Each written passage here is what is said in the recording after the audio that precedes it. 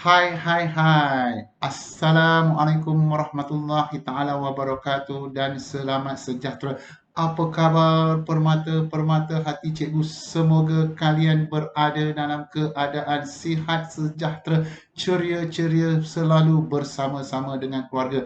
Tidak lama lagi akan cuti sekolah kan? Ya, jadi walaupun di sekolah, kita terus belajar. Hari ini cikgu akan bersantai-santai berbahasa Melayu dengan tajuk tentang kata kerja, cara-cara membawa. Kita akan lihat bagaimana cara membawa sesuatu daripada cara atas hinggalah ke bawah.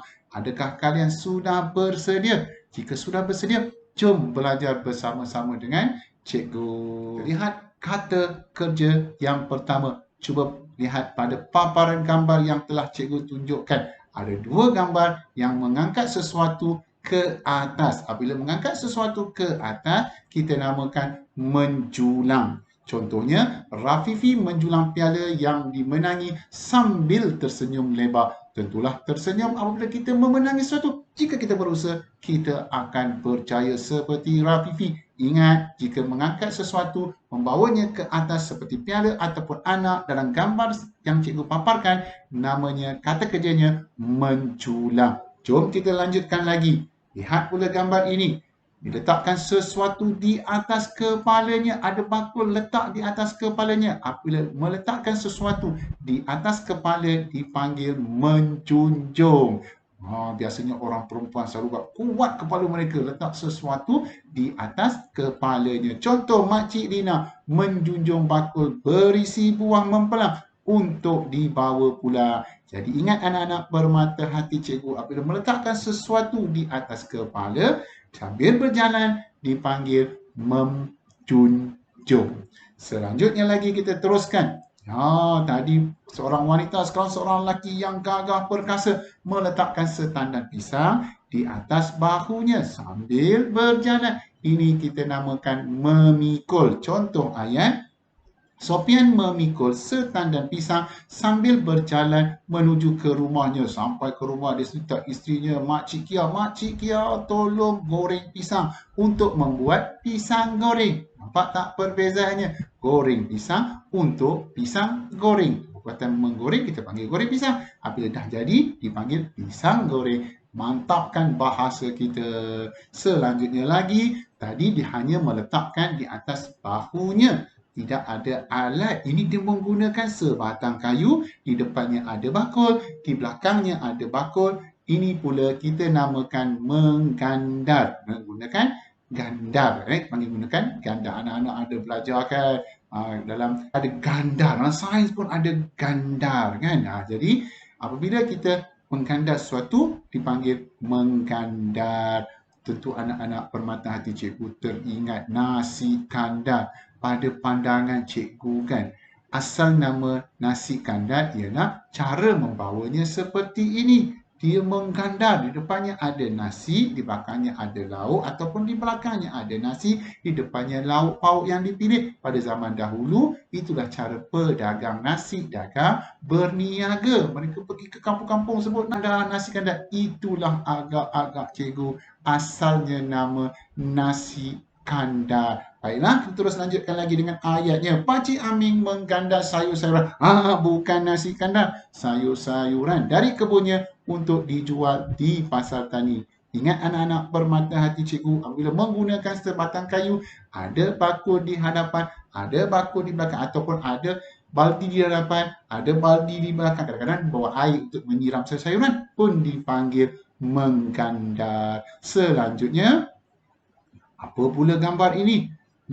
Ada seorang lelaki yang berjalan, dia membawa sesuatu di bawah ketiaknya. Kita panggil menggelik ataupun mengepit. Letak di celah ketiak.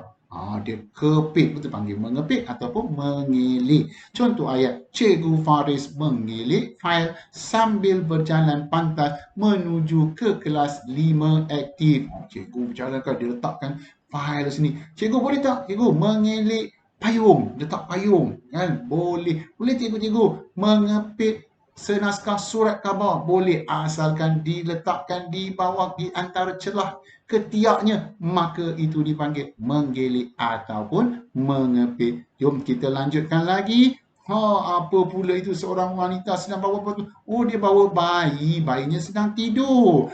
Itu dipanggil menggendong. Cikgu, boleh tak saya panggil mendukung, cikgu? Boleh juga mendukung, maka mendukung baby. Cikgu, boleh tak panggil mendakap? Dia memeluk. Boleh, kalau peluk mendakap. Lihat pada kata kerjanya yang sesuai. Itulah keindahan bahasa Melayu kita. Sekiranya ada sesuatu perbuatan itu, ada kata kerjanya yang sesuai. Contoh ayat, Sophia menggendong bayinya yang sedang tidur dengan berhati-hati agar tidak terjaga. Itulah kasihnya seorang ibu. Dia akan cuba menjaga anaknya dengan sebaik yang mungkin. Ingat anak-anak, permata hati, pesanan ikhlas daripada cikgu. Hormatilah ibu kamu kerana ibu menjaga kamu dengan sebaik-baiknya ketika kamu kecil hinggalah kamu dewasa. Kalau boleh masa kamu bayi kecil, seekor nyamuk pun ibu tak benarkan menggigit anak kesayangannya. Kasihnya seorang ibu kepada anaknya. Selanjutnya lagi, lihat pula gambar ini. Apa dia sedang bawa? Dia bawa air minuman, cikgu. Dia menggunakan dulang, cikgu. Kemudian dia membawa itu, cikgu, di paras dadanya. Nak panggil apa kata kerjanya, cikgu? Ya, kata kerjanya menatang anak-anak permata hati, cikgu. Contoh ayat, Puan Husna menatang dulang minuman untuk dihidangkan kepada tetamu yang berkunjung ke rumahnya. Dia membawa separas dadanya dan menggunakan dulang biasanya, maka kita panggil menatang. Cikgu, menatang pingat, cikgu. Boleh tak? Boleh. Itu semua aktiviti-aktiviti yang biasa kamu lihat. Selanjutnya lagi, nampak tu dia berjalan, ada beg dekat belakang. Dipanggil apa? Dipanggil mengalas beg. Kalau menggalas, tanggungjawab. Mengalas beg. Jamal berjalan menuju ke tadika sambil mengalas beg yang baru dibeli oleh ayahnya. Bersemangat pergi ke tadika kerana dapat beg baru ke beg baharu? Ya, beg baharu. Baru dibeli berkaitan dengan masa. Benda yang baharu yang kita dah beli dipanggil baharu. Baiklah, cikgu. Saya nampak seorang wanita yang membawa beg tangannya dan disangkut pada bahunya, cikgu. Boleh tak panggil mengalas beg? Boleh. Boleh tak cikgu dipanggil menyandang beg? Ada orang sandang beg kan, disilangkan begnya. Pun boleh dipanggil mengalas ataupun menyandang. Terbaik anak-anak. Permata hati, cikgu. Kita lanjutkan lagi. Ya, apa pula gambar tu, cikgu? Oh, ada orang cedera. Dia membawa dengan pengusung untuk dimasukkan ke dalam ambulans, cikgu. Ya, dia cara ini dipanggil apa, cikgu? Ini dipanggil mengusung. Alatnya pun ialah alat pengusung. Jadi kata kerjanya mengusung. Contoh, Tina dan Tini mengusung rakan mereka yang cedera untuk menerima rawatan. Jadi alatnya adalah alat pengusung, maka dipanggil mengusung. Selanjutnya kita lihat pula tadi mengusung ada dua orang bawa, ini seorang dia tolak je. Dia tolak, jadi tolak apa itu, cikgu? Dia tolak kereta sorong. Jadi kita panggil menyorong kereta sorong. Cikgu, kalau kita kata menolak kereta sorong boleh tak, cikgu? Juga boleh. Ini panggil menyorong ataupun menolak kereta sorong. Pekerja di tapak pembinaan itu menyorong kereta sorong untuk membawa bahan binaan. Jadi perhatikan kata kerjanya. Kita boleh guna menolak kereta sorong, kita juga boleh menyorong kereta sorong. Jadi apabila murid-murid menggunakan menyorong kereta sorong, barulah nampak lebih canggih. Lebih canggih pula, lebih mantap. Jadi seterusnya tengok seorang lelaki yang bergaya sedang membawa sebuah beg. Kita panggil beg apa? Beg chestbon. Kalau orang kampung cikgu sebut beg chestbon, sebenarnya briefcase kan. Dipanggil beg kerja itu dipanggil beg chestbon. Tu orang kampung cikgu lah. Yang kita panggil apa? Membimbit. Nanti kita akan lihat perbezaan antara membimbit dan menjinjing. Encik Bahrin berdiri menunggu rakannya sambil membimbit sebuah beg. Perhatikan tangannya. Dia pegang itu kelima-lima jari ditutup dan dipegang dengan erat. Itu dipanggil membimbit.